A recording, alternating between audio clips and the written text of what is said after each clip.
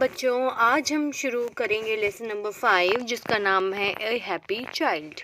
चलिए first question पर आएंगे। You have already read the poem, now complete the lines. आपने पोएम पढ़ी होगी अ हैप्पी चाइल्ड, तो नीचे जो लाइन्स लिखी हैं इसको हम कंप्लीट करेंगे। चलिए देखते हैं। फर्स्ट है, देखिए, my house is red a little house. जो मेरा हाउस है, घर है, वो कौन से कलर का है? रेड कलर का है। और लिटिल हाउस मतलब छोटा सा मेरा हाउस है। ए हैप्पी चाइल्ड एम आई, कि मैं क्या हूँ? मैं एक हैप्पी चाइल्ड हूँ। हैप्पी चाइल्ड कौन होता है? जो हमेशा मुस्कुराता रहता है। That will be a happy child. I laugh and play and live long day, मतलब मैं खेलता हूँ, मैं हंसता हूँ और अपने पूरे दिन को जीता हूँ। कैसे जीता हूँ? मतलब खूब खेल के, मुस्कुरा के, अपने पूरे दिन को एंजॉय करके, इस तरीके से मैं अपना पूरा दिन व्यतीत करता हूँ। आई हार्डली एवर क्राई, मैं बहुत ही कम रोता हूँ। कम का मतलब कभी कभार मैं रोता हूँ, मतलब मैं कभी नहीं रोता हूँ। आई हार्डली एवर क्राई, मैं कभी हो गया रोता हूँ, वरना मैं नहीं रोता हूँ। ठीक है, क्योंकि जो बच्चे खुश रहते हैं वो क्या है? रोते नहीं हैं। तो इसीलिए इन्होंने कहा है कि मैं क्या हूँ, इसलिए इन्होंने अपने आप को एक सिनोनिम दिया है, एक अपने आप को एक वर्ड दे दिया, हैप्पी।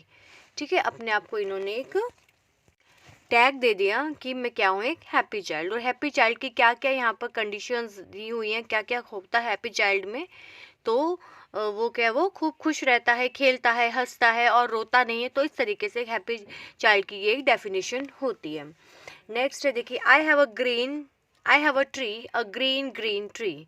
जो मेरे पास है वो कैसा ट्री है? ग्रीन कलर का ट्री है, बिल्कुल ग्रीन, हरा भरा। To shade me from the sun, वो मुझे सूरज की जो किरणें आती हैं उससे मुझे वो बचाता है। And under it I often sit, और उसके नीचे मैं अक्सर क्या करता हूँ? बैठ जाता हूँ। When all my work is done, जब मेरा सारा काम ख़त्म हो जाता है। ठीक है, तो यहाँ पे देखिए ग्रीन ट्री की क्या डेफिनेशन है। जैसे एक हैप्पी चाइल्ड होता है, उस तरीके से ही ग्रीन ट्री जो होता है वो सबको क्या करता है? सुख देता है, शेड देता है, छाँव देता है। ठीक है, तो इसी तरीके से इन दोनों को यहाँ पे इन्होंने रिलेट किया है। तो ये हो गया हमारा। यहाँ पर हमने यहाँ पे फिल इन द ब्लैंक्स यहाँ पे फिल कर दी है। अगले क्वेश्चन पर चलते हैं।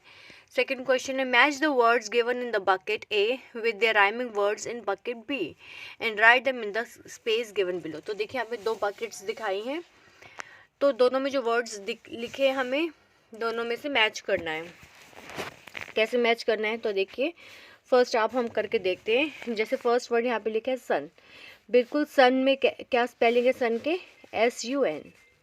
तो इसी के राइमिंग मिलाते हुए हमें यहाँ पे इस बकेट में हमें वर्ड ढूंढना है सेकंड बकेट से। तो इसका जो राइमिंग वर्ड कहाँ कौन सा है? ये है रन, RUN।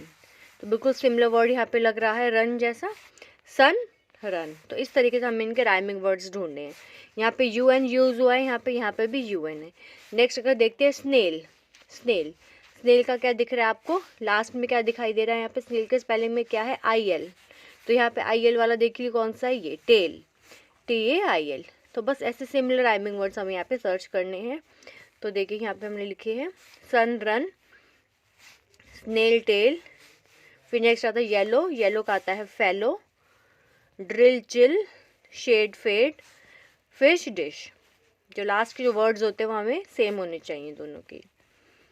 नेक्स्ट पर आएंगे थर्ड क्वेश्चन पर, rearrange the jumbled words to make meaningful sentences. अब हमें क्या करना है? यहाँ पे जो जम्बल वर्ड्स लिखे हैं इनको हमें करेक्ट करके इनको एक मीनिंगफुल वर्ड में तैयार करना है। तो देखिए, इसके दो तरीके हैं जो मैंने पहले भी आपको बताया था। इस केस में हम क्या कर सकते हैं, जो वर्ड यूज़ हुआ है, जो फर्स्ट चैप्टर था पहले वाला, उसमें था here and there word use हुए थे। तो हेयर और देयर एक ऐसे वर्ड्स होते हैं जिन्हें हम सेंटेंस के आगे भी लगा सकते हैं और सेंटेंस ख़त्म होने पर भी लगा सकते हैं। दोनों वेज में हम इसको यूज़ कर सकते हैं। तो हमने आपको यहाँ पे दोनों वेज दिखाए हैं, आप दोनों वेज लिख सकते हैं, दोनों ही करेक्ट है। तो देखिए फर्स्ट वे देखते हैं क्या है। देखिए फर्स्ट वाले का जो आंसर है, ये देखिए, माई रेड हाउस इज हेयर। एक तो इसका ये तरीका है, हमने हेयर को लास्ट में यूज़ कर लिया। एक सेकंड जो इसका मेथड है, इस हेयर को हम स्टार्टिंग में यूज़ करेंगे, ठीक है। तो इस सेंटेंस बन जाएगा here is my red house. तो हेयर को लास्ट में भी यूज़ करके इस तरीके से सेंटेंस बना सकते हैं, और हेयर को फर्स्ट में भी हम स्टार्टिंग में यूज़ करके हम बना सकते हैं। तो दोनों वेज में आप कर सकते हैं। तो हमने यहाँ पे और करके लिख दिए, ठीक है। नेक्स्ट वर्ड देखते हैं। A big den is there, there is a big den. Third, a small web is there, there is a small web. A white cow is here, here is a white cow. इस तरीके से हम इसको लिख सकते हैं। Fourth question है, number the poem lines in the correct order and write them in the space given below. अब यहाँ पे जो लाइन्स हैं हमें इनको रीअरेंज करना है अकॉर्डिंग टू द पोएम। जैसी पोएम आपने पढ़ी थी, जैसे जैसे पोएम जो लाइन्स में आई, जैसे जैसे जो लाइन्स पोएम में आई हैं उसके अकॉर्डिंग हमें इनको सेट करना है। तो देखिए, जैसे यहाँ पे जो लाइन दी हुई है, यहाँ पे ये फर्स्ट लाइन नहीं है पोएम में, मतलब पहले नहीं आई है। तो इन चारों में से सबसे पहले लाइन जो पोएम में आई थी वो कौन सी थी? वो ये वाली थी जो हमने यहाँ पे नंबर 1 लिखा है। My house is red a little house, ये फर्स्ट लाइन है। सेकंड क्या है? अ हैप्पी चाइल्ड एम आई, ये सेकंड में आई थी। थर्ड थी आई laugh and play and live long day, और ये फोर्थ है आई हार्डली एवर क्राई। तो यहाँ ये सीक्वेंस हो गया, देखिए फर्स्ट, फिर सेकंड, थर्ड और फोर्थ। ये हम फर्स्ट क्वेश्चन में पढ़ भी चुके हैं कि इसका करेक्ट ऑर्डर क्या है। तो हमने इस तरीके से इसको रीअरेंज करना है। तो हमने इनको रीअरेंज करके नीचे हम लिख देंगे इनको, फिर से हमने इनको सही तरीके से नीचे लिखा है जैसे पोएम में लिखा हुआ था। My house is red a little house, A happy child M I laugh and play and live long day, I hardly ever cry. ये इसका करेक्ट सीक्वेंस हो गया। नेक्स्ट क्वेश्चन 5 पर आएंगे। Rearrange the following words in alphabetical order and write them in the boxes given below, one has been done for you. मतलब हमें इनको alphabetically order में इनको लगाना है, क्रम से लगाना है। अल्फ़ाबेटिकली ऑर्डर क्या होते हैं? पहले ए के वर्ड लिखे जाएंगे जो ए से शुरू होते हैं, फिर बी से, फिर सी वाले, फिर डी, फिर ई, एफ, जी। इस तरीके से हम ढूंढेंगे और लिखेंगे। मान लो ए वाला वर्ड है यहाँ पर, बी वाला नहीं है, तो बी वाले को स्किप कर देंगे, सी वाला देखेंगे। अगर बी वाला है तो बी वाला पहले लिखेंगे। तो इस तरीके से हम इनको ऑर्डर में लिखेंगे। देखिए सबसे पहले ए, इन सब में ए वाला वर्ड कौन सा है ये देखते हैं। ए से जो शुरू हो रहा है वो देखिए ये एरो, फिर है बी से बुक, सी से चेयर, ठीक है, फिर डी से डक, फिर ई से देखिए कोई है, हाँ ई से भी है एलिफेंट। एफ से देखेंगे, एफ से कोई है फेदर, यस है। फिर जी से देखेंगे ग्लोब। इस तरीके से हम इनको अल्फ़ाबेटिकली लिख लेंगे। एच हॉर्स है ना, इस तरीके से हम इसको यहाँ पे हमने लिख लिया है। देखिए arrow, book, chair, duck, elephant, feather, globe, horse, interest, journey, kite, light, monkey, nest, orange, pencil. तो ये सब हमने अल्फ़ाबेटिकली इनको देखिए अरेंज कर दिया, इन सभी को इस तरीके से लिख दिया है। अगले क्वेश्चन पर आएंगे।